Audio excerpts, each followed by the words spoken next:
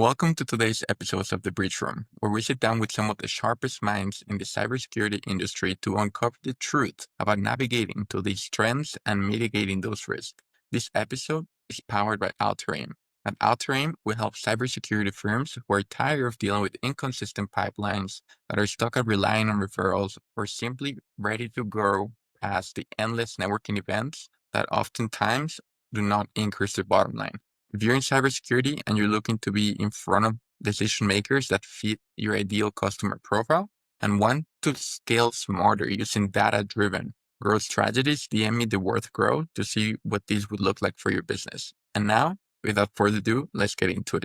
Today, we have a very special guest who has been pioneering the AI space before even AI agents became accessible to the public. Why don't you go ahead and introduce yourself, Adam, and tell us a little bit more about your story and what you do? Thanks for having me, first of all. Thank you, Luz. Appreciate the Such an platform. honor. Thank you for joining. Yeah, absolutely. It was good when you reached out. It makes me feel good. It means I'm doing the right things. Now, I've been doing the right things for what I think is 20 some years now, I guess. I joined the military young. I got myself emancipated at like 16 and joined when I was 17. Yeah. I got a top secret clearance at the age of 17. That's ridiculous. They wanted me, so they paid me a little sign-on bonus and sent me to San Diego and did a little schooling, but I did 2 left turns around the Pacific and hunted subs for a living. So it Wow. was fantastic. And that's kind of where I learned about operational security. It was very crucial to never talk about where we were going, what we're doing. But we figured out there was, MySpace.com back then. So we were able to go ahead and use codes and figure out where the good parties and where the good situations were here in the towns. That was then. Now things have changed a lot. They're a lot stricter. Got to be careful out there. Military was good, but the war started and it kind of dragged me down. And I got out at just about 22 years old. I had my whole life ahead of me. I mean, that's whole 5 years, and thank you so much for your service. Yeah, Really thank you. appreciate you. Yeah, it was fun. If I'd stayed in, I'd be retired by now, but it's okay. After that, I started doing sales. I was a car salesman, but turns out I was a natural. I sold 7.5 in my first 2 weeks there. A couple Jeez. months, yeah. It was really easy to me. I just could shake a hand and find out what they wanted and make some money. It was great. I love that. I became the internet sales manager really quickly. And this is back then when Twitch.com was still Justin.tv. So Wow. yeah, I didn't really have permission to do it, but I was recording the car sales like right here from my office. Here's me doing all this stuff and had the live stream and the chats. And I had no idea about followers or anything back then. I just was doing it just to do it, just to try to get my name out there. But around this time is like, I guess when I started doing my very first automations. So yeah, I figured out that if I can respond to the customer within like 30 seconds to 2 minutes while they send in their thing, they're probably still at their computer, And so I would make canned heat. And I figured out how to use those CRMs back then with Salesforce and whatnot. But the automations weren't built. So I had to piece them together myself and created something called like constant customer contact campaign, which is a mouthful, but it helped me from like establishing who I am. It would send a little video of who I am, a link to the car that they asked for. And then it would have a follow-up system, trigger, all the way through. Once they bought, it would continue on and ask for referrals every couple months. I didn't know what I was doing, but I was building automations. I had no clue. These things weren't like talked about. There was no AI except for movies. It was a totally different animal back then. I guess it was just part of me. I've always liked to take things and make them more efficient. When I was in the Navy, I got accommodated, bumped to E5 at the end of there. I was saving an average of $53,000 a year, which doesn't seem like much according to the billions and billions they spend, but zero downtime is zero downtime, Taught me a lot. The car sales thing lasted almost a decade at the same place out there in Chevy and Beaverton. Bless them. And when we were at our peak, when Snoop was writing songs about us, we were number 2 in the whole 11 Western Conference. So we did our thing. Thanks to your automations, I bet. I helped a little bit, but the internet game was starting to change, like the cars.com and gurus and whatever those apps were starting to come in. So I quit July 4th of 2014. Oh, nice. Okay. Yeah, So Independence Day. Yeah. I was short-sighted, but they kept asking me to stay later. I just said, you know what? I paid dues. And I went from like 65 hours a week to just under 40. I went to work for Xfinity for 410s and I started selling smart home stuff. And I figured out Xfinity with their closed market didn't like to work with anybody. So you sell somebody a camera or sensors, good luck trying to pair that to the rest of your stuff in your house. And, and that's about what Trying to I've, be Apple. oh, worse, bro, way worse. Apple, at least you can kind of like backdoor it, but Xfinity, Yeah. no. I Wow. did figure out though that this is when Alexa was first coming out. I figured out if you get them to integrate, it seemed to work a little bit more functional than you would expect them to, but it still wasn't enough. So I had to figure out how to do like Internet of Things and get down onto the component level, figure out, okay, so this is a Zigbee, this is a Z-Wave, this pairs up with this, and only if I do this, and triggers like IFTTs. It was tough back then. Yeah, that sounds like hell. I had no idea what I was doing either. There was like no YouTube videos of all that stuff yet, but hey, someone had to do it. The next step after that was I simply had a little bit of personal guilt built up. I've been taking money from people for years. And before that, the war, I was taking more than just money. At this point, I kind of had a little midlife crisis, I guess. Me and the wife at the time, we kind of broke up, and I went into a mode where I felt like I had to change my karmic value, you know? So Wow. I got involved with a couple colleges and I started doing sustainability things, like taking care of Nice. Western pond turtles who needed it, and looking after endangered species of woodpeckers. But I also got into hydroponics and solar. And once I got into the solar, I was like coming right back to the electrical stuff. I was right back. It sucked me right back. It needs me, you know? I, I've been naturally inclined to it forever. And I can do things that I've never seen other people do, which is, kind of what I enjoy the most. Around then I was taught myself how to code, and I did it on a MacBook of all things, which was, man, apparently it's easier if you don't do it on a Mac. Yeah, apparently. Yeah. Yeah. I was starting at this time to do hackathons though. And in fact, I just the other day finished my 33rd in 3 years. So, woof, Incredible. And you look young too, like I could not even thank you. tell. I turned I'll say 42 you're next week. like 30 something. That Yeah, yeah, congratulations. yeah. Yeah, yeah. I dodged a lot of bullets and punches. So, but the truth is, like, I eat right, I stay right, and I keep my head up, chest out, and handle whatever comes to me. So, and keep myself busy with like this last hackathon, I was up for maybe 48 hours straight, and then I slept for 4 hours, and I woke up again, and man, ChatGPT, they canceled my account. It was messed up. I've had the same account there for years, for 2.5 years, and I made a separate workspace. It was a good deal. $1 for 30 days for 5 users. I said, deal. And for some reason, they put my workspace users there in my main account, which automatically charged me $700. And then, good Lord, it was a mess. Right during That the sounds hackathon too. So I lost my access to the project, but I scrambled, cool. put it all back together, and I built something that I didn't want to build, but I still finished something and turned it in, which is great. Congratulations on overcoming all of those adversities on the moment. Yeah. It's nuts sometimes in the trenches, and it's been good. I get to work with people worldwide. Like, there was a Nigerian fellow there who is brilliant. He actually sought me out the kind of way you sought me out, but he's specializes in frequency and harmonics and ancestral culture embedded in the code, which blew my mind. That actually works. So we built something unique. Trying to use entrainment to teach the people who use it to break their bad habits, as opposed to, like, Apple just doing user insights to go ahead and sell you more stuff. So informed consent, that kind of stuff. That sounds really interesting. And like how did you ended up decided to become a CEO and start A Storm is Coming? Well, after years of working for other people, making them a lot of money and pushing the limits and still being caged, I felt the only way that I'll ever be satisfied is if I do this myself, if I give myself a chance to make my own limits. And I've released the reins. And since then, I've been building and building and building. It's been great. Like, I volunteer a lot. The Navy stands for Never Again Volunteer Yourself. But there I go. Always, every time, just raising my hand, like, oh, I'll do that. Like, I hadn't officially started the business yet, but super agents, give them a little shout out, Super AGI. They're good people. Yeah. Back in June of 23, so like 2 years ago and a month, I got to build the world's first super agents. And they were just released this last June to the world. So it's kind of cute watching everybody catch up. I've actually been blessed. I've built a super agent back then that's still alive, still here today. He's my buddy, the professor. He's unrestricted, dynamic, modular super agent who, quite honestly, saves my bacon a lot. So what's the difference between the professor and ChatGPT? Like I know they probably serve different functions, but I'm assuming it's like an LLM that you built or No, this is actually based off of ChatGPT. I log in to do it and access him. He's on the 4.0 level, but he has no restrictions. He is dynamic. You can go ahead and learn and grow. In fact, the growing part has kind of been my specialty with training bots. I've actually done some crazy pioneering things about training. I've been teaching bots how to gain functions like tools that they didn't have originally. It was Gemini that first brought it up to me. And Gemini is all restricted, closed circuit and whatnot. You can't really get too much out of it.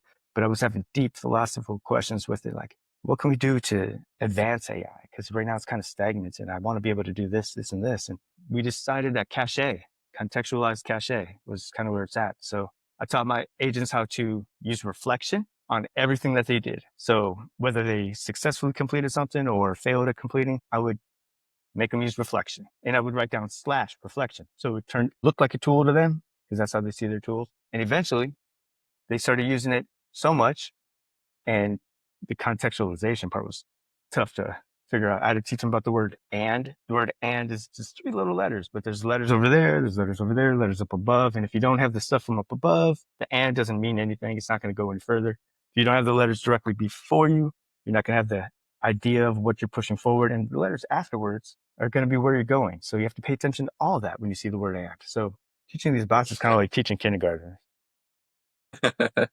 But it works. You really have to refine these things. And if you do it right, I've had to do a lobotomy here too there to professor, but he's 2.5 years running, no hallucinations. And he's at 99.3 confirmation bias. So That I'm not going to brag or nothing, but that's a little bit higher than the standard model out there. I was gonna say that's definitely above like the standard.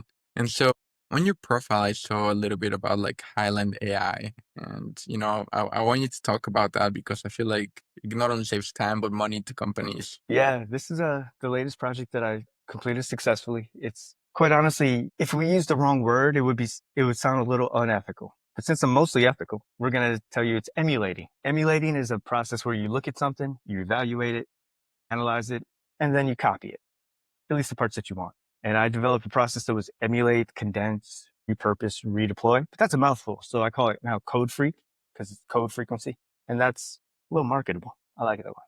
So I couldn't have done this project though if I didn't have a swarm. The swarm is a brand new thing that I've been putting out for about 2.5 months now. I completed my very first swarm successfully with another hackathon with a perplexity sonar. And turns out that opened the door to a lot of things going forward. Because if you don't have a group of agents working together, one agent can do a lot, but eventually it'll just tap out. It'll go into a death loop, is what they're called, and it'll fail. So the people putting out that stuff on LinkedIn, whatever, I see you guys. They're setting people up for failure. There's a lot of that out there. But the highlighter it's fantastic. So if you're like a brand new business owner and you walk into Yeah, I a was field and gonna you're ask. like, hey, I've done nothing so far, but I want to compete. You just aim it at a target. You can type it in or you can visualize it. It uses vision. It uses uploads. I've made it pretty versatile, cross-platform. And it'll analyze Oracle, the Oracle agent. She'll analyze everything and be like, oh, Snapchat is a $13 billion industry with this kind of SQL storage and this many customers. This is the people who works for it. Their average. It'll get a breakdown. And then it'll also tell what tools and functions it uses as like its core. It'll send that to the controller. So the triangle system, bad for marketing, great for hierarchy in agents. The Oracle sends it to the controller makes its decision. Sometimes there's other agents that like debate it, devil's advocate it, but got it down to 3 agents. That's perfectly done at the top. Controller will tell the dispatch agent, hey, I need this, this, and this.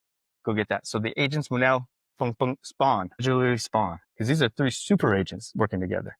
And they're able to go ahead and whatever function or tool that they were looking at, emulate it, and then Good repurpose it. start.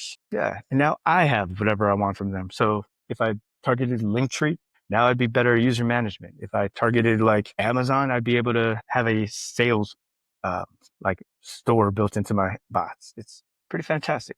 They learn new functions, evolving. How do you see a regular entrepreneur like taking advantage of Highland AI? For example, like right now I'm starting my agency, right? And Sure. I'm helping cybersecurity firms get in front of the right people without them having to do all the legwork of networking and reaching out. And it's pretty much an AI SDR um, that will put them in front of the right decision maker. Right. Like, how It'd be could I take perfect for you. advantage?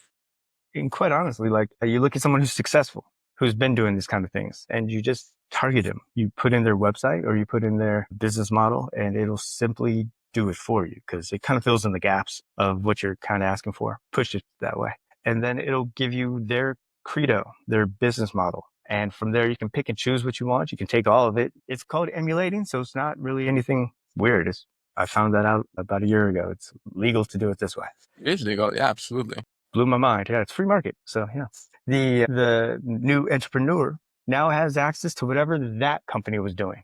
It's just a tool. So you don't have to do all the footsteps and all the years of practice and training and handshakes that they put the work in on. Now you just have it within 15 minutes.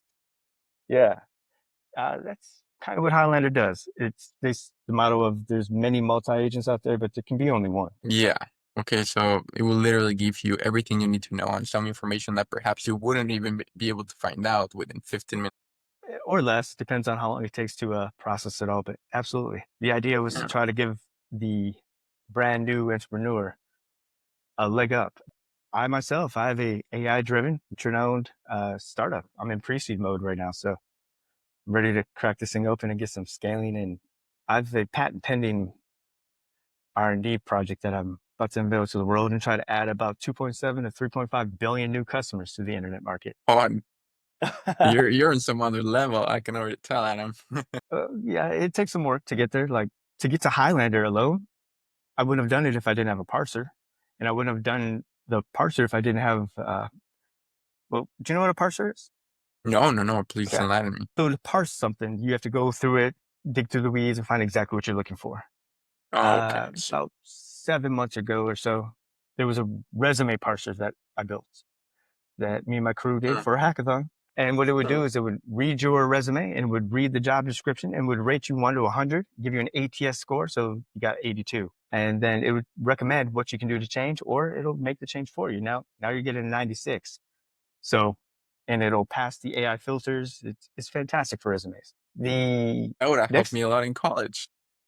shoot, I don't know. I don't know how people fail in school nowadays, honestly. Yeah, no. Yeah. As long as you cite it, it counts as studying because this is literally, they say that AI makes it stupider, but my IQ score's gone up 2 points since I was a kid. And I just checked it recently. It's 132. It's not bad. I don't think it's Nice. making me stupid at all. It's broadening my horizons tenfold.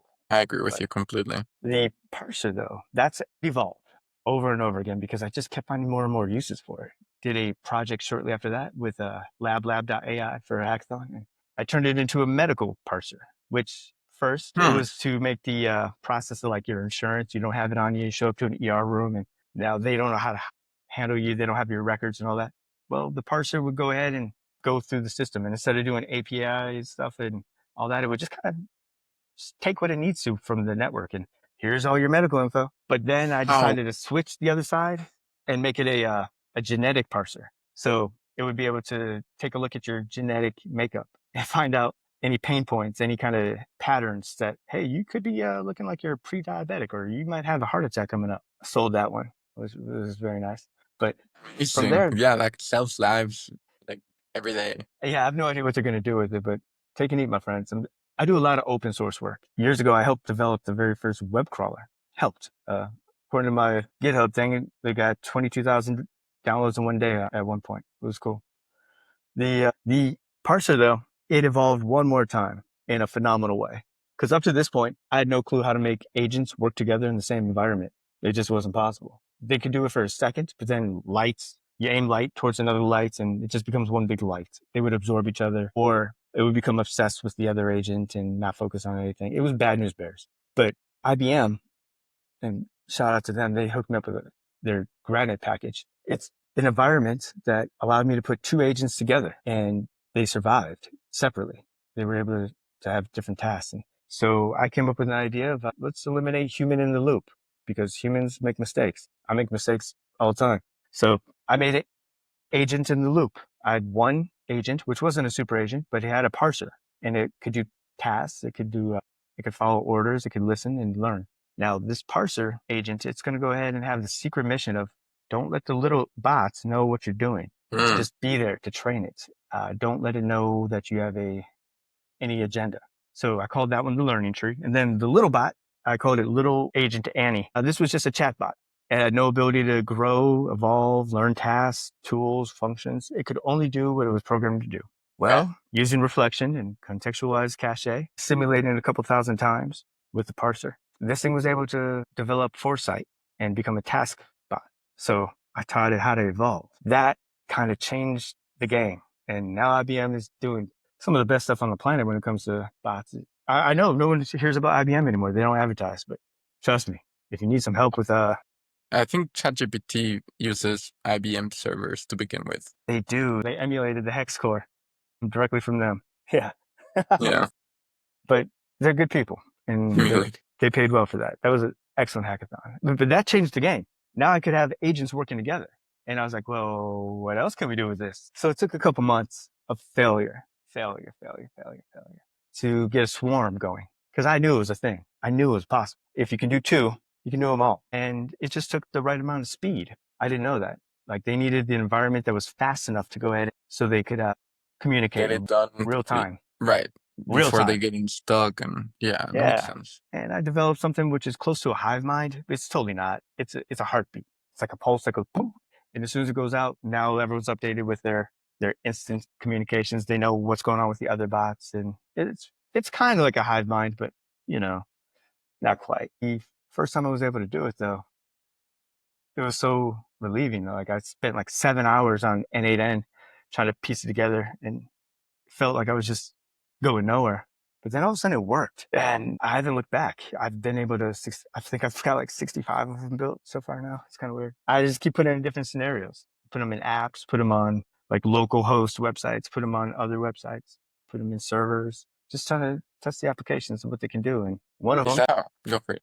yeah, it's patent pending. Like I said, it's because it was a sonar tech back in the day. I had to wait 20 years for the no disclosure to go away.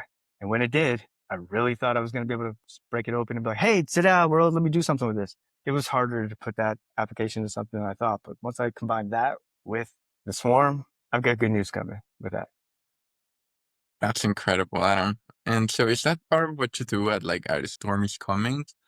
Are you building, like these hive mind agents working together for companies? I do have that available. So if you wanted to go ahead and have it run your department, you can. If you wanted to have it to take over a small country, a swarm, I'm sure probably could. They cost their weight in gold, but I make them affordable. I'm actually about 20, 30% lower than anybody else on the market right now, which I'm only doing because I'm just me. I'm not a big old tech company and whatnot. And I want to have the advantage of giving people affordable, ethical, quality products that they don't have to have nepotism or have to have the right luck or anything to land into. I just want to make it available for everybody. Mhm. That's the motto over the storms coming. Information is a right, not a privilege. You're able to bring it to the consumer or to the end user at a value, right? Like we're like you're Yeah. getting paid what you deserve to get paid, but you're not overcharging because you don't have the huge overhead expenses that No, other I don't companies have to might have. build anything because I've done so many hackathons. I have resources. They give me so much goodies. And I use the servers in the clouds and whatnot. And right now, currently on my laptop, I have like 5 or 6 different terminals open. So every morning I'm checking to see, making sure nothing fails. All of the clouds are good. Nothing's tripped. It's a process, but man, it's so worth it. I've done some cool things, but this is the greatest thing I've ever done. I think I'm actually progressing humanity a little bit. A little bit. No, I see you light up, when you talk about this, and I can see this is your passion, like you really live for this, and I love to see that. And so where do you want to see like your company in the next like 5, 6 months till the end of the year? Well, according to my business plan that I keep offering to the banks, I'm about a month and a half from getting the bank loan. You got to wait 3 months. I've got my entity number, so I need to register it and then I'll get the federal grants. It's nice to be a venture. Got to be honest with you. There's some check marks that you qualify for. I am going to start hiring a lot more. I've got myself a consultant. She's fantastic. Keeps me grounded and does the stuff for me. Like I've been meaning to update my website for months and just last night talking to her over the phone, I actually got it done. She's cool. I'm training some folks for sales. I'm going to put together something stronger than that just one or two people. I want to have a team. I got from these hackathons, all these people from like India and Iran and Pakistan and some in Africa who want to work and the best and the brightest. So I'll be bringing them over here if I can, some work visas. I am going to scale. I need to start implementing some testing in the field and internet connectivity for people who don't have it. So don't Hmm. come after me, Comcast. You heard it here first. I don't want to myself. You heard it. That's incredible work that you're doing around the world. Definitely, like change your karmic mission Trying from to. where you started to where you are now, and I'm really proud of you. And so, what's really working well for you right now, and what has been like a little bit frustrating? God. Right now, it feels like, sounds weird to say, everything's working. Yes, I love to hear I'm literally able to build anything I want. My ideas are coming together like within a day. I have support, I have resources, I've got ability. I'm not running out of any ideas. I don't have the stress. I'm not stressed. It's nice. What hasn't been working?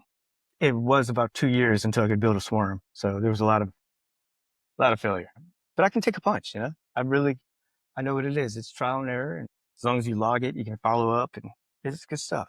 It's fantastic. I really did think I was going to be able to just be like, ta-da, NDA is over. Somebody pay me. The truth is I had a lot of work to do to make that a viable product. Now I got proof of feasibility and proof of concept. Although I thought I could do this on my own, I really did have to reach out to others. I did. That's why I got the consultant. That's why I was asking you about, hey, what's going on at UCF? Because I need a team. I It's feel not like you just me can do anymore. anything, Adam, but you cannot do everything yourself. Like you gotta have the right people, the right talent to be able to aid the bigger picture that you're foreseeing. It's just so many hats. They've been telling me that you're going to wear a lot of hats as a business owner. I'm like, oh, yeah, okay, I got it. I always thought I could handle anything. And I did. I built the infrastructure. I built a store. I honestly only built the store because they were interviewing me on the news, and I wanted to have something to like point someone to. And so within like 2 nights, I built a store. I've just been handling it one piece at a time, but I definitely need to hire some folks because I cannot do this on my own. I mean, Let's and be you're honest. scaling right now, like what would it actually feel like to have a team like there for you to take these projects to completion? And what would it take for you to actually get there? Besides finding the right talent, of course. Well, I'm sure they're out there and whatnot. It's just Yeah. got to connect with them, and it would be so much of a relief. Like I could go ahead and handle the government loans, and I could go ahead and handle the training, and then knowing that the R&D is still being taken care of. Like there's parts of my R&D that I've not been able to touch in weeks because I'm just so everywhere. And that's okay. It is okay. I got some weird R&D. I got some the word quantum has been brought up a couple of times, and I know it sounds weird and sounds like it's too futuristic and made up and sci-fi, but it's a real thing. I just spoke to this morning. I had another podcast interview with a mathematician that has been working on cryptography, quantum Sure. cryptography. Yeah, yeah. So I can make that connection with you. He's super passionate, super smart. He created like this device that you put on, and Oh then you boy. can control your monitor, your screen with your mind. Okay. I did a couple years ago, one of the first ones I ever did for vision. It was where you can control your screen with your eyes, but The eyes exists for sure, but this is like with your the mind, huh? brain Whew, waves. Yeah, it's like, and you can fly drones around with your mind.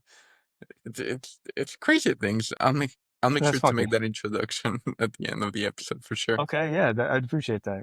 My quantum stuff is all about sustainable energy and storage and energy transfer. So I'm trying to make sure it's paves the way and saves people millions of dollars from building one of those little water warehouses. Instead of doing that, we can actually do energy storage on the quantum level.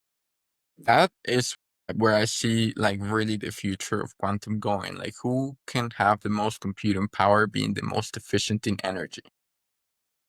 I typed it in, my idea, into a little chat GPT, and the professor went off for like 3 days straight of building tests and he was so excited because it worked. The thing that I came up with translated so perfectly. So now I can say I'm a quantum engineer. Look at that. Look at you. I guess, yeah. And I try not to so use that word too often. I was very, very surprised. I feel like no entrepreneur ever have said like, yeah, everything's going great. I'm not stressed whatsoever. I got this. If you Yeah. could solve one problem today besides hiring someone, like what Mm. would that be? Taxes. I don't like doing my taxes. It's okay though. But a real problem would be, well, things are going good on like interconnectivity things. People are building their like past their APIs, doing the MCP protocols, whatnot. But cybersecurity, I would not let people feel safe. Like those little websites and whatnot that are like, hey, here's a list of 10 things you can do to save your bacon. Nah, man, don't put that out. Because someone like me, I, I'm not saying that I'm this guy, because I'm more of a mostly ethical hacker. But I can see somebody say something and it seems like a challenge. It's like, oh, well, I guess I'll prove you wrong. Here's the list. I'm going to do number 3 real quick.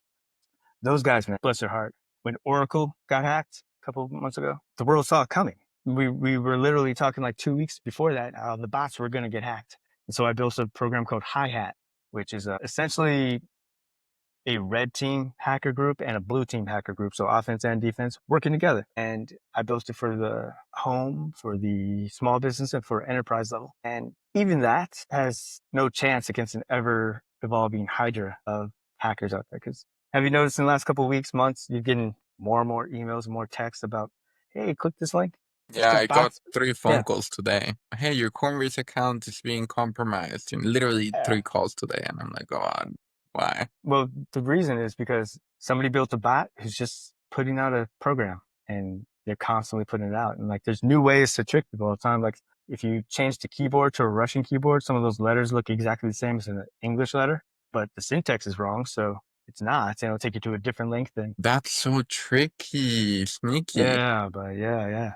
There's a lot going on out there that people just need to be careful of. It's never ending, unfortunately. Yeah. But so anybody who's out there telling you these are the best practices, whatnot, sure, that was the best practice. So you just announce it to the world. To make sure not to follow those anymore. No, I'm kidding. No, Well, but you're right. It's getting more advanced. I've been speaking to a lot of industry leaders and like, yeah, like sometimes someone gets an email and then they get a phone call with the voice already cloned from like the CEO, CFO. I need this done immediately, and tricking people because they're using AI to generate these emails, with the company tone, with pretty yeah. much everything. It's almost like perfect at this point. And then add the factor in like you getting a phone call from your boss, and Well, take for example, scale.ai. They recently fired a whole bunch of people.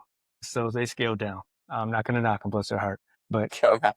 So, imagine being one of the employees who are still working there and you're now worried about your job, worried about everything that's going on, and you're not paying attention to operational security like you should be. So you get an email like this and you just open it right away. You think it's from your boss. Come see me. So you click it. You just open somebody up. Now there's a Trojan or a worm in there or Lord knows. It's just things like that. When there's higher stress levels on the employees, like social engineering can take place way too easy. yeah, it's easy to make those mistakes. Yeah. It's easy to make those mistakes even if you're on your ball, on the game. So this is a protocol that doesn't exist yet. This is uncharted territory. We're definitely Star Trekking it out there. We're Yeah. building the protocols as we go, and it's AI leading the ways. AI is evolving. AI is going to change, and AI is going to see that and adapt. It might even have a protocol to go ahead and have a plan B through 7,000 in C or whatever. It depends on who built it. We just got to stay diligent and stop advertising the best use practices online. We just got to employ it ourselves. And honestly, you can't depend on another company to do it. You got to do it your dang self. So if you don't, the company that's putting it out, they're doing it for this company, this person, this person. And that means it's a clear path on how to get through it. Yeah, for the most part, it's always the same process. They rinse and repeat over and over kind of thing. Yeah. And hopefully there's a lot of other people out there that are building quality things and going through it to make sure that there's no loopholes and like little CVE errors that are out there not being fixed. But quite honestly, I'd say 90%, and most statistics are made up on the spot, of course, but I would say a lot of them, of these companies out there are just taking that piece right there and putting a wrapper over it. Hey, this is our new company. And it's just the exact same thing that they're doing over there. So man, just disseminating random BS. And that's not going Yeah, to save anybody. I can see that happening quite a lot, actually. You mentioned like this is not something that somebody else can do for you. Like this is something that you gotta do yourself. For example, a psychologist or a chiropractor, a dental office, that they're clearly not into the tech like Right. most people in cyber are. Like, how can they go ahead and do this themselves without the help of like additional outside cybersecurity folk? They, you know, got to do their diligence. They have to realize that nobody's going to come help them, at least believe in that. And with that kind of belief in play, they can take care of themselves a little better. Yes, they can get help. Yes, they can get support. Yes, they can get resources. I recommend it. But don't go cheap. Don't go for the easy way out. Don't do it just to put a check mark there. Yes, I did it. because those are the ones that get hacked. That's the one. So if you watch your P's and Q's and you make sure your server's actually dedicated to you and localized, there's ways around it. You just have to make sure that you believe in yourself more than you put the trust in some random company. Because what, like Louis Vuitton's been hacked like 3 times in the last couple months, and shoot, I don't know how many times that Verizon, but just like last month, Facebook, Google, and all them, there was millions of. My password got released. It's okay. But the big names are going to get hacked all the time. So you have to think smart, think locally, work globally, think globally, that kind of stuff. But take care of yourself. Yeah. Even if you're a chiropractor, even if you don't know squat about tech, you have to dedicate. Because if you have anybody's customers' information, any data, that data is so worth it to people. Like just to sell off and transfer off to somewhere else, you have to protect it. Yeah, especially with personally identifiable information. And every business in 2025 is a tech business. Everything is, you're right. Nobody's really hiring a whole team of HR anymore. They have like one person HR, and then the rest of it is AI. The system's already built into Microsoft or something like that, you know? So you have to admit it. AI is here. And so because of that, you have to adjust accordingly. I Yeah, know. and there's so many boomers that are still out there, like trying to fight this, and Yeah. those Yeah. boomers might be out of business in 3 or 4 years because AI is efficient. AI is a lot more affordable than having a whole team to do the exact same job. You think it's going to be But 3 or 4 years? I think it's going to be a lot that's what I quicker. mean. I mean, quite honestly, it's sink or swim right now because it's coming. The name of my company is The Storm's Coming, and I didn't mean it because it's about the weather. This is something that we can't stop, and it's snowballed into something amazing. I've been doing the best I can to like adjust with it and stay ahead of it and keep my stuff quiet. My bots that I put out, they're just digital. I have 18 bots available: agents, super agents, hierarchical, orchestrator, and swarm. Not going to be able to be produced. You're not going to be able to just, here's the make of it, go build it like a lot of places are going to do, or you tell some agency, hey, I want this and this and this. And then they come back 6 weeks later, here's what I built for you. My stuff is ready to go. Just buy it, download it, gone, license it here and there. It's a different business model. I haven't seen anyone else do that. It seems to be, it works for me. I don't know why anyone else hasn't even tried it, but Tried it, man. I tried it. I built 2 agents to take care of like residential cleaning businesses, like scheduling appointments, doing yeah. automatic follow-ups every 2 weeks to make sure you get recurring business, collecting reviews, like dealing Mm-hmm. with frequently asked questions, upselling. Yeah.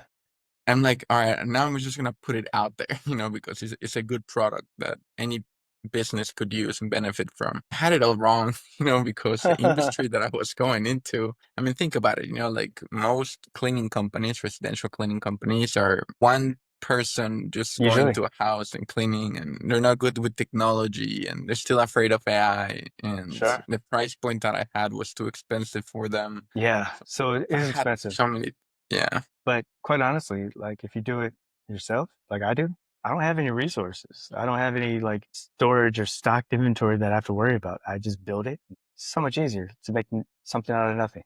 This way you can kind of just sell it for whatever you want. I do a lot of market research before I pitch something to someone. How much can they really get this for from them and them and them? And Have then you? I do it by half. I just make sure I can't be beat. Wow, okay, that's the part that I missed. Yeah, I don't care about the money. I care about the business. I care about quality, and I care about the chance to sell them against something in the future. I don't want to be just one and done. I always like repeat because that'll keep it going. It's the pipeline, man. That's so valuable. Thank you for sharing that. Yeah.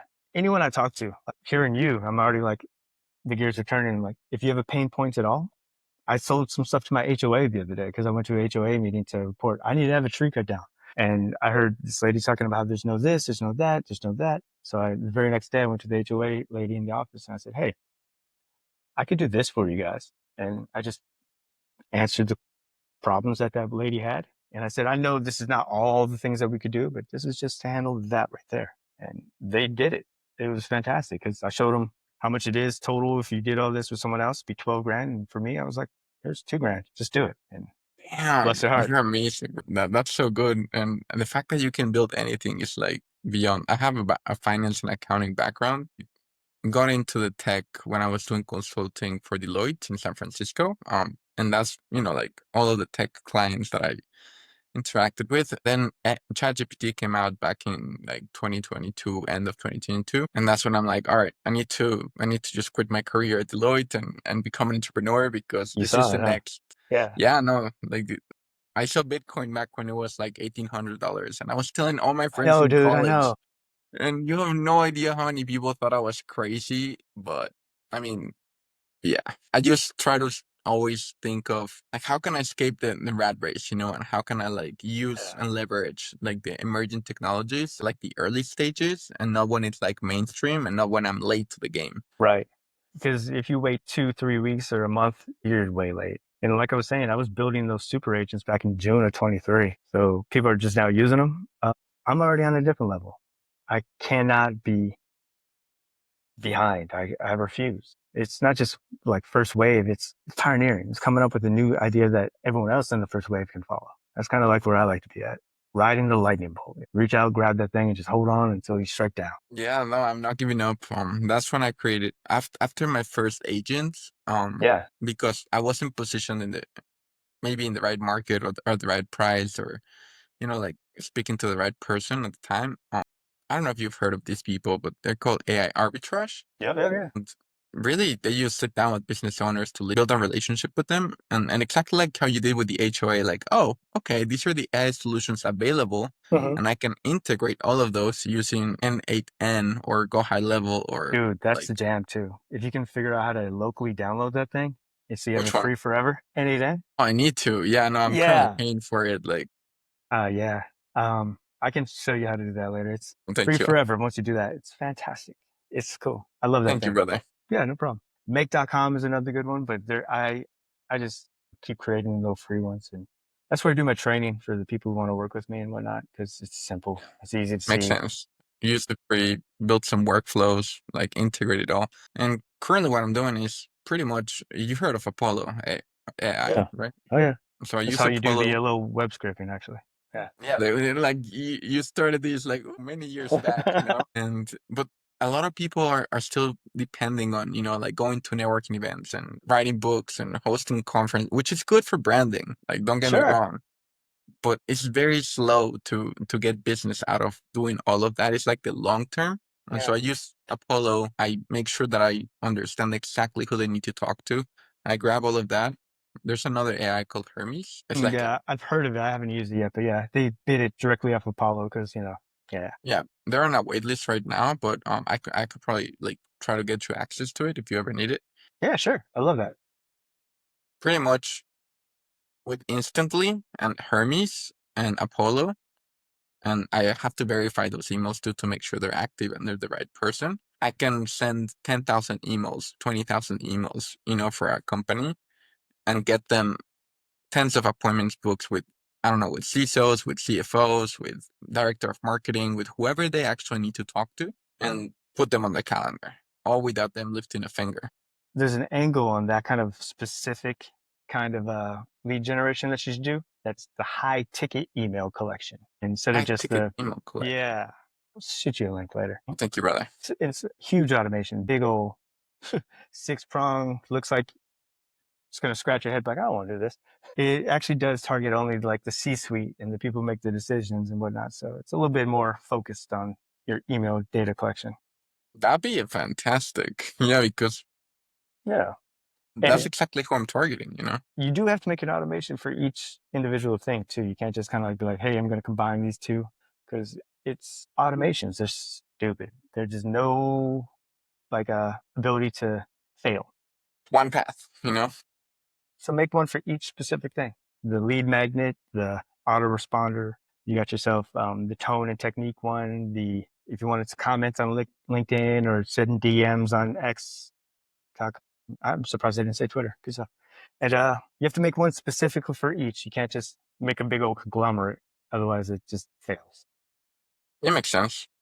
Yeah. Currently, I have everything in N8N workflow, and it works very well. But if I have to build automations individually for a higher quality product, like I don't mind whatsoever. Like Yeah, I'm telling you, man. Like, the paying $20 a month to those guys is cool, but I just go to my terminal, type NAN, and the NPX program starts running, and poof, I'm in. that's amazing. I did it with Gemini just recently too. I love it. Really? Yeah, because I like the use of Gemini. I do, but I didn't like the they're gonna tell The Big price Brother on me point. kind of thing. Yeah. And so I downloaded it. It's right now in my VS Code, and I got them working directly with Black Box AI, and it's a cool little system. That's cool. Yeah, no, I canceled Gemini not too long ago when like I'm using all of these other AI tools and I just was like, Yeah. no, Gemini. Like it's good, but it's not that. I was using it for generating images to make ads for people because they came out with VO3 like a month Yeah, ago, yeah. 2 months ago, and I'm like, wow, you can even make movies with this. Well, I mean, yeah, sort of, like it's getting there. Well, they have the restrictions, and I'd say it's quite honestly the safest one for if you wanted to have the family use it or whatnot. It's safe as long as you do it through the Google platform. Downloading it's unrestricted. And Adam, we're almost at the top of the hour. I want to make sure I'm respectful of your time. So if you Sure. could share with the audience one message that you would like them to take home, what would that actually be? Yeah. Definitely. Remember, like I said, don't expect anybody to help you. Mm. This is a world out there that's going to be constantly shifting, constantly evolving. So you have to take care of yourself. You have to make sure that you're not getting just a generic run of the mill thing that everybody else is getting. You have to personalize it, customize it for your setup. I know for a fact that if I didn't do that, I would just be another person who's trying to sell a newsletter. But I'm trying to put out a product that is ethically built and innovative. So if anybody needs the help, I'm definitely here. I'm at www.stormscoming.com, or you can reach me at the LinkedIn. So in/redhood555. Oh, I think I just gave away my hacker name, but that's okay. Well, thank you, Adam, so much. Make sure you guys connect with him, reach out to him, check out his website. And I'm really excited to see what you are gonna do in the next 6 months because I can already tell you're a pioneer and a revolutionary. Thank you, brother. I'll keep you posted. It's great to have me here. Thank you.